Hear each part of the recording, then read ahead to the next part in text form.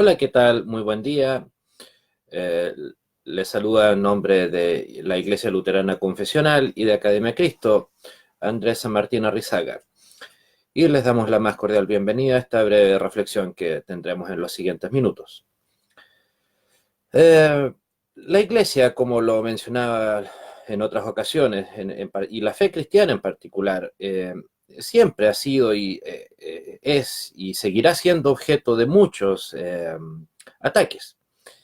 No es algo novedoso, ni que nos deba sorprender, ni tampoco es algo que vaya a detenerse. Al contrario, la Biblia nos habla precisamente de que como creyentes hemos de sufrir persecución. Y si ni siquiera Cristo estuvo exento de ellas, bueno, ¿por qué nosotros íbamos a ser la excepción? Eh, pero en particular ahora me quiero referir a un tipo de ataque, que es uno bastante de apariencia sublime, de apariencia benigna, que no puede para muchos consistir un ataque en sí mismo, pero sí vaya que ha dañado mucho a la humanidad y en particular a la iglesia cristiana, y lo peor es que lo hace desde adentro. Y me refiero en particular al llamado humanismo. El humanismo, ¿cómo lo podemos definir? Es un movimiento intelectual que, rompiendo las tradiciones eclesiásticas y escolásticas de la Edad Media y exaltando en su totalidad las cualidades propias de la naturaleza humana, pretende descubrir al hombre y dar un sentido racional a la vida, tomando como maestros a los clásicos griegos y latinos, cuyas obras redescubrió y estudió. Sin embargo, para comenzar obviamente con lo que nos compete, la palabra de Dios, la Biblia. ¿Qué nos dice la Biblia? En el Salmo 51, versículos 1 y 2, nos dice: ten piedad de mí, oh Dios, conforme a tu misericordia, conforme a la multitud de tus piedades, borra mis rebeliones, lávame más y más de mi maldad, límpiame de mi pecado. Recuerda nuevamente las palabras: rebeliones, lávame, o sea, es porque hay suciedad; maldad, pecado. Eh, Comparemos este versículo, estos dos versículos que acabo de leer en los Salmos, versus la definición que les acabo de dar. ¿Qué tienen de compatibles?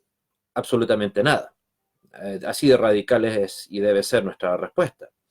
El problema es que lamentablemente, como les decía, el humanismo ha sido tan sutil en entregar su llamado mensaje, que ha lamentablemente llegado hasta lo más profundo de la iglesia cristiana, en el amplio sentido del término. Insisto, por lo tanto, eso es uno de sus primeros puntos de peligro, que no ataca a la fe cristiana de manera directa y desde afuera, que es el ataque tal vez más evidente, el ataque más claro, y por lo tanto más fácil de detectar, sino que lo hace desde su interior. Es más, muchas personas, tal vez algunos de los que están viendo este video, les resulta extraño cómo el humanismo va a ser malo, cómo el humanismo va a estar en contra de los principios cristianos, si Cristo murió por el ser humano, por nosotros, por usted y por mí. Pero el tema, como vamos a analizar, va mucho más allá de eso. Por ejemplo, me recuerdo hace aproximadamente unos 10 años, tal vez un poco más, alguien ha recordado de una coalición política que en un país determinado de Latinoamérica, para no entrar en detalles de análisis político, esa coalición política se había realizado de acuerdo a la unión de humanismos cristianos y humanismos laicos.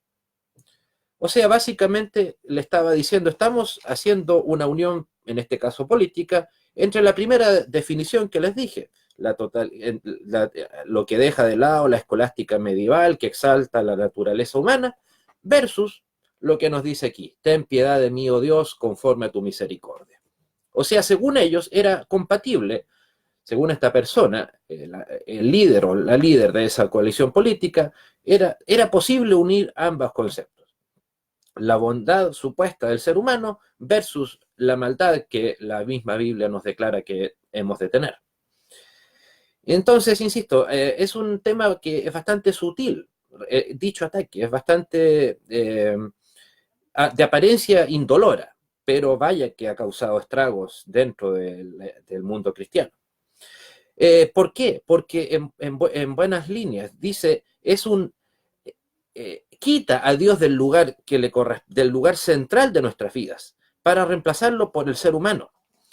O sea, el mundo deja de tener como centro a Cristo y comienza a tener entonces ¿a quién? Al ser humano. Qué espectáculo más acogedor, por supuesto, ¿no? Alguien me va a decir, pero ¿cómo? ¿Qué tiene de malo, Andrés, profesor, que usted vea como importante al ser humano? Pero ese no es el punto. El punto es quién es lo más importante. Y el ser humano no se debe a sí mismo. El ser humano se debe a su Señor. ¿Qué nos dice 1 Corintios 1:2? Nos dice, perdón, en el versículo, en capítulo 2, capítulo 2, versículo 2, dice, pues me propuse no saber entre vosotros cosa alguna, sino a Jesucristo y a este crucificado. Palabras del apóstol Pablo, obviamente reveladas por Dios. Entonces, insisto, se le quita a Cristo del centro de nuestro universo, de nuestro mundo, incluso el del cristiano, para poner al ser humano en su lugar. O sea, es un tipo de idolatría, en el fondo, el humanismo hacia el ser humano. Por lo tanto, le da atributos y características al ser humano que el ser humano no tiene. Por ejemplo, la bondad inherente y la libre capacidad de elegir entre el bien o el mal. Sin embargo, precisamente, ya que a nosotros obviamente nos interesa lo que dice Dios, no lo que dice el humano. ¿Qué nos dice la Biblia? En Eclesiastés capítulo 7, versículo 20 dice, ciertamente no hay hombre justo en la tierra, quien haga el bien y nunca peque. Y Romanos 3:10, versículo bastante más conocido, que nos dice, 10, 11 y 12, como está escrito, no hay justo ni aun uno, no hay quien entienda, no hay quien busque a Dios. Todos se desviaron, a una se hicieron inútiles. No hay quien haga lo bueno, no hay ni siquiera uno. Pues bien, piensen en lo siguiente. Estas palabras fueron escritas por el apóstol Pablo, o sea, el autor de prácticamente la mitad o tal vez aproximadamente del Nuevo Testamento. Y él, acá, ni siquiera él se excluía de las palabras que estaba escribiendo. A una se desviaron, inútiles, etc. Entonces, ¿quién es hoy el ser humano del siglo XX, XXI, para decir que no está en dicha lista, que no es pecador, que no tiene esa ínfula de maldad en sí mismo? No es nadie. Pero lamentablemente el ser humano piensa lo contrario.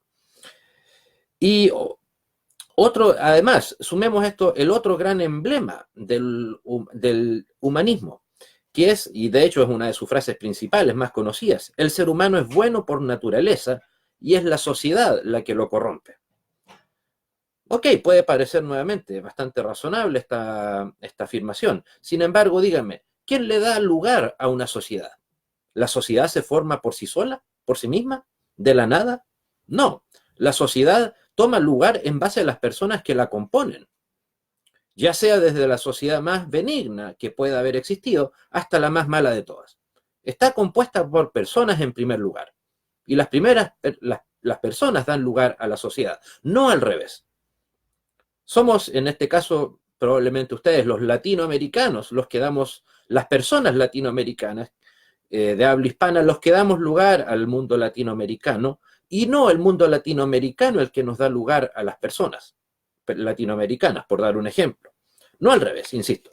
Somos las personas las que estamos primero, luego las sociedades las sociedades que dan lugar que dan lugar a esas personas. Por lo tanto, si el ser humano es tan bueno en su naturaleza, tan benigno, ¿por qué entonces tenemos la sociedad en la que vivimos? Una sociedad que, aunque no lo quiera reconocer, o al menos no lo quiera decir en voz alta, vaya que necesita de Dios, una sociedad que está podrida, muerta. Insisto, no es necesario abrir una Biblia, no es necesario ni siquiera ser un devoto creyente para darse cuenta de la sociedad en la que vivimos. Por lo tanto, ¿qué tiene de buena esta humanidad para ofrecernos? Absolutamente nada. Entonces, si el ser humano es bueno, como pretende el humanismo, va a dar a luz una sociedad. Obviamente ese no es el caso. Por lo tanto, ¿tiene algo de bíblico esto? No. Ya basta con solo los 4 o 5 versículos que les acabo de leer hace algunos minutos.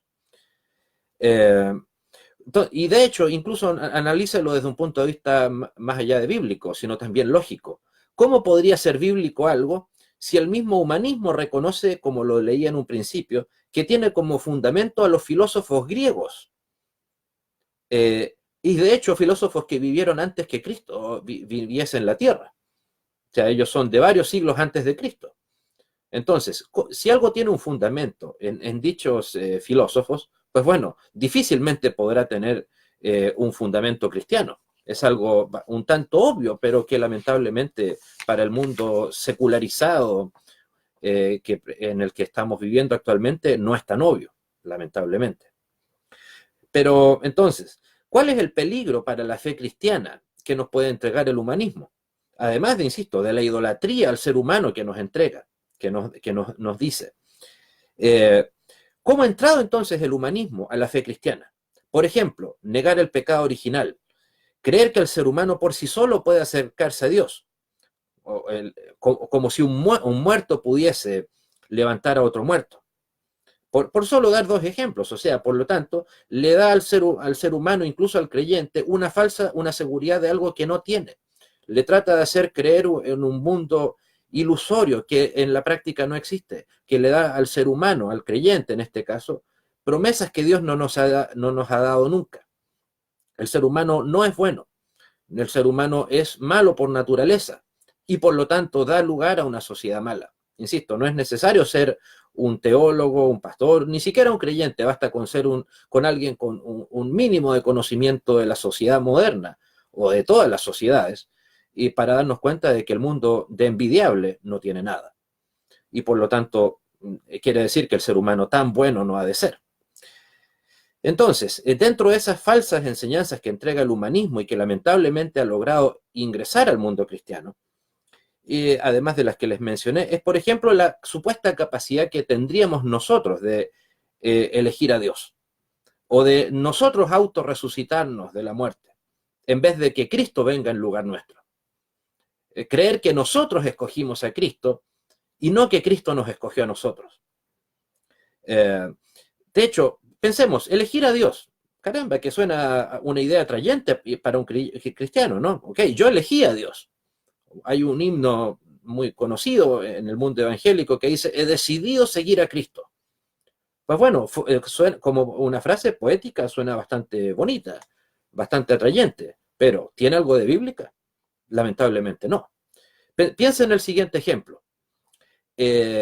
Lázaro, cuando resucitó, o Cristo cuando resucitó a Lázaro, le dijo, Lázaro, ¿estarías dispuesto a aceptar mi llamado y resucitar y venir fuera? ¿Me harías ese favor? No, por supuesto que no. ¿Qué fue lo que le dijo Cristo? Lázaro, ven fuera. Y Lázaro simplemente salió. Respondió al llamado que le había dado, a la orden que le había dado Cristo.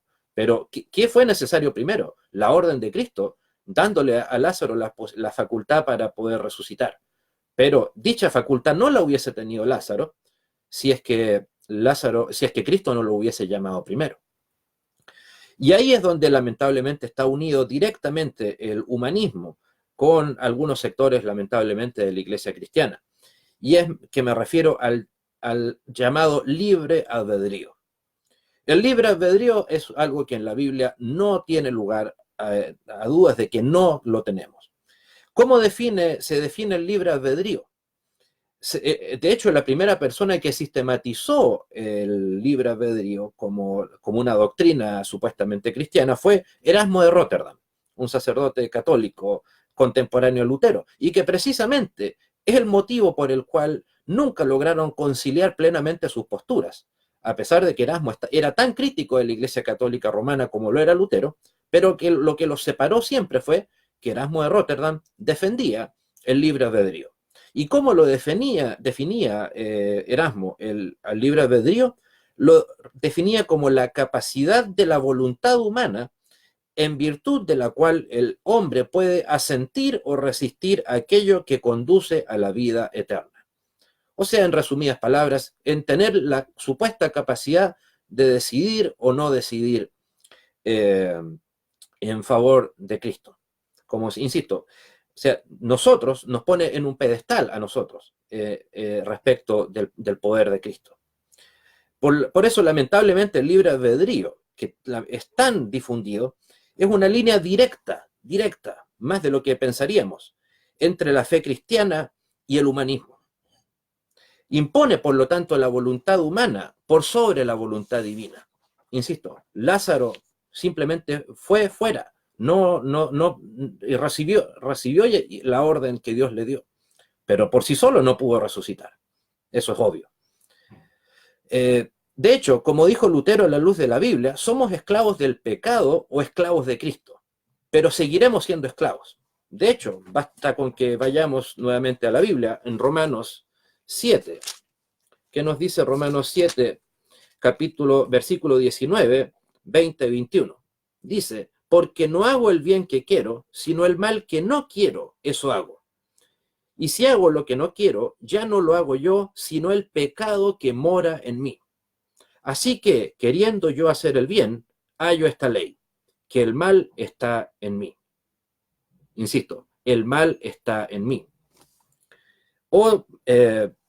Entonces, podemos decir, el mal mora en mí en este caso Andrés, en el suyo, con su respectivo nombre, pero soy capaz de seguir libremente o no a Cristo.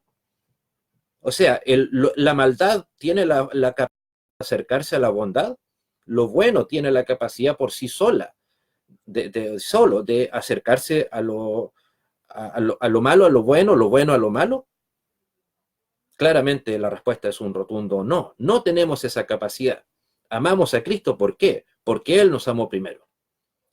Entonces, de hecho, aunque suene sorprendente, las bases de la reforma, tanto luterana como la calvinista, la cual obviamente quien le suscribe a Academia de Cristo no es parte de ella, de la reforma calvinista, negaron rotundamente el libre albedrío y reconocieron el pecado original. Ambos reconocieron que el ser humano es un actor pasivo ante el momento de la salvación. Si la salvación llega a mí, no es porque yo haya llevado a cabo algún acto meritorio, por algo se le llama salvos por gracia, no por obras. Eso puede que nos resulte un tanto obvio, pero utilizando estas figuras retóricas a veces que puede que sean poéticas, no voy a entrar a analizar las intenciones de las personas cuando dicen yo elegí a Cristo. Algunos dicen, ok, en tal fecha yo conocía, me acerqué a Cristo. Pues bueno, quiero creer que esa persona simplemente lo que está haciendo es poetizar tal vez, bueno, una idea equivocada, pero en donde esa persona está reconociendo, al menos si es que es cristiano, está reconociendo que, bueno, si él se acercó a Cristo es porque Cristo le llamó, no por su supuesta propia voluntad, no por una supuesta buena voluntad que hay o podría haber en el ser humano. Otras de las lamentables consecuencias doctrinales para el cristianismo, de la fe cristiana, es la interpretación liberal de la Biblia que nos permite hacer el humanismo. ¿Por qué? Porque así como subordina la voluntad de Dios a la supuesta voluntad del ser humano, también obviamente, ¿por qué no? El humanismo va a subordinar la Biblia al intérprete bíblico. Y ahí tenemos como grandes ejemplos a Rudolf Bultmann, Paul Tillich, Ernst Käsemann, Karl Rahner, Albert Schweitzer, Dietrich Bonhoeffer, Karl Barth, etc. Todos precisamente ellos de una u otra manera se ponían muy por sobre la Biblia. O incluso a decir que lo que usted ve aquí, en este libro, está completamente lleno de falsedades, de errores.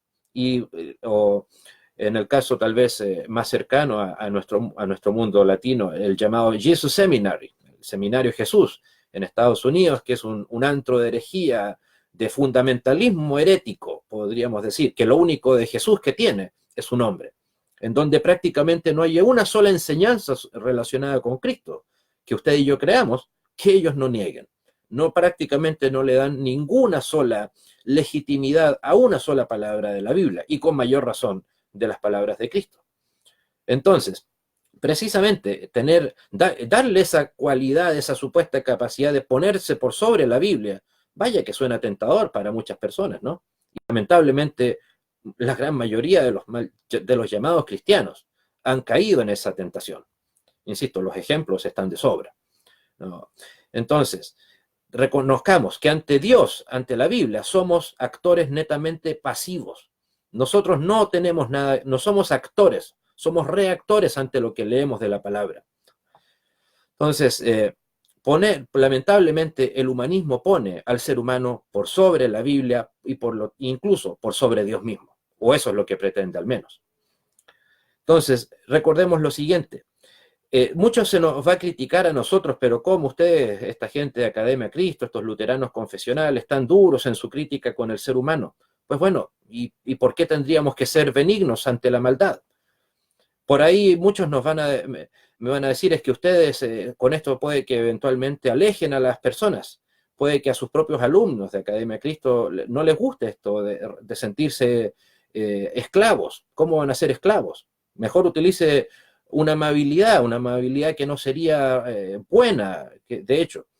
Pero al contrario, yo que además de mis labores ministeriales, ejerzo como profesor en una secundaria, si un alumno me dice con mucha convicción, con mucha certeza, que él cree que, qué sé yo, que la fórmula química del agua es H2O2, pues bueno, el peor favor que podría hacer hacia él es decirle, ok, acepto tu opinión, no hay problema contigo, continúa pensando así.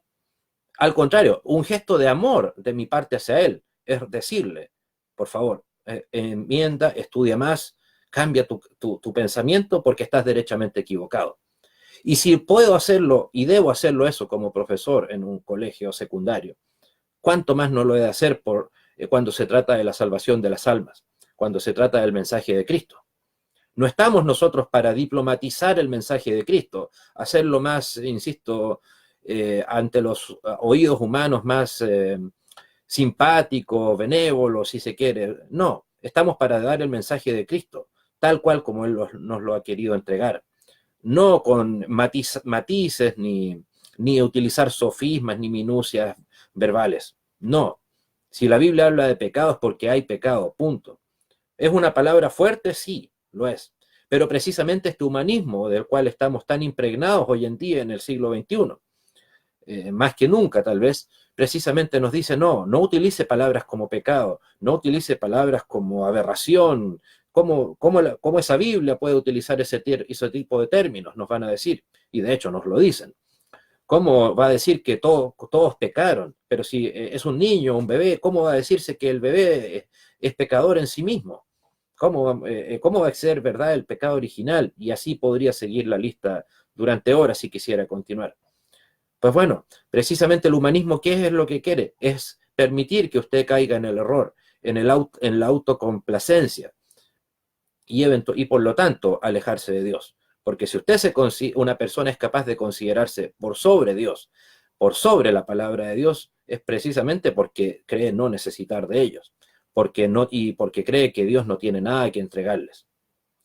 Entonces, se nos puede y se nos ataca, se nos critica diciendo, pero es que ustedes están en contra de la dignidad del ser humano.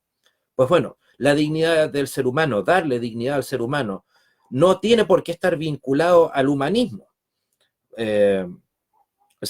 Por ejemplo, ¿qué más dignidad nos entrega la Biblia? ¿Qué más dignidad nos entrega el ser humano al reconocer que nosotros fuimos creados por Dios, por un ser perfecto, que entregó a su Hijo Jesucristo por nosotros? O en el caso tanto que hoy se habla del feminismo radical, del feminismo militante, piénselo así, se dice, la Biblia no le da dignidad a la mujer. ¿Cómo que no? Si fue creada por Dios mismo. O de hecho, ¿cuáles fueron los primeros testimonios que se dieron en la Biblia, que se mencionan en la Biblia sobre la resurrección de Cristo? Precisamente de mujeres. Cosa que habría sido impensable en cualquier época de hasta hace solo unas cuantas décadas, teniendo en cuenta que en buena parte del mundo, hasta hace 50, 60 años, la mujer ni siquiera tenía derecho a voto ni a participación política. Pero sin embargo, en el siglo I, los testimonios de Cristo resucitado fueron validados por mujeres. Por lo tanto, ¿acaso eso no es un gesto de dignidad para la mujer? Se dice que el cristianismo es una religión machista. Pues bueno, ¿qué machismo hay de que, insisto, en el siglo I, en el Imperio Romano, en un mundo que era absolutamente, claro que lo era, machista, en donde la mujer no tenía el más mínimo derecho, ni siquiera a elegir con quién podía casarse o si quería seguir casado o no. No tenía absolutamente el más mínimo derecho ni civil ni humano. Pero la Biblia le concede, imagínense, le concedió a Cristo el tener una mujer madre, una mujer como madre, y que el testimonio de su resurrección estuviese entregado en primer lugar, primerísimo lugar, por mujeres. Vaya, en cierto, sin duda puede parecer un detalle, pero vaya que a la luz de lo que era la cultura de esa época, que el testimonio de la resurrección de Cristo haya sido entregado en primer lugar por mujeres, era algo, insisto, muy dignificante para la mujer. Insisto, si se trata de dignidad, tenemos a un Jesús que se acerca a los pobres, que se acerca a los niños, cosa que también en el siglo I, y de hecho, que se acerca a las mujeres. Analice la historia si quiere, toda la historia que usted quiera. ¿Cuántas veces va a escuchar de un solo gran líder político, religioso, militar, civil de la antigüedad que haya tenido cercanía con las mujeres, con niños, con pobres? No, ninguno. No va a encontrar un solo ejemplo en donde eso suceda. Solamente podríamos decir que el primer gran líder que tuvo ese gesto fue precisamente nuestro Señor Jesucristo. O, por ejemplo, también la Biblia nos habla de que Dios le da poder a personas que originalmente eran humildes pastores, como el rey David, que le dio a un simple pastor, a una persona pequeña al parecer en estatura, sin grandes rasgos propios de lo que se esperaba de un líder, o a una persona tartamuda o que se declaraba tartamuda como Moisés le entrega las capacidades para poder dirigir al pueblo de Israel en su camino hacia Canaán. Insisto, eso es una verdadera dignidad para el ser humano. No es creerse que somos perfectos porque no lo somos. Insisto, eso, decirle al ser humano que es bueno, que es perfecto, que no hay maldad y pecado en él, no es darle dignidad al ser humano, es engañarlo, por lo tanto es quitarle dignidad. En ese sentido, el cristianismo, la fe cristiana bíblica, le da la verdadera dignidad que el ser humano merece o necesita. Entonces, sabemos que hemos sido creados por Dios, salvados por la gracia de nuestro Señor Jesucristo. Fue por nosotros, los humanos, por quien Cristo en la cruz dijo, consumado es. A nosotros derramó su Espíritu Santo en Pentecostés y nos sustenta con su Espíritu Santo hasta el día de hoy. Por lo tanto, a pesar de todos los berrinches que nos diga el humanismo, toda su dialéctica aparentemente tan buena, dígame, insisto, a la luz de todo lo que les he mencionado, ¿para qué necesita más dignidad de la que ya la Biblia nos entrega? Pues bueno, espero que usted como cristiano, así como es mi pensamiento y por supuesto el de las personas a quienes represento, sin duda, más dignidad que esa, no necesitamos, no debemos por qué anhelarla en fuentes no bíblicas. Insisto, Cristo murió por usted y por mí, por las personas, por el ser humano. No, eso no lo hizo, insisto, ningún líder, ningún gran pensador, no, solamente lo hizo nuestro Señor Jesucristo. ¿Necesitamos más dignidad que esa? Creo que no. Que Dios les bendiga, muchas gracias y nos encontramos en una próxima oportunidad. Hasta pronto.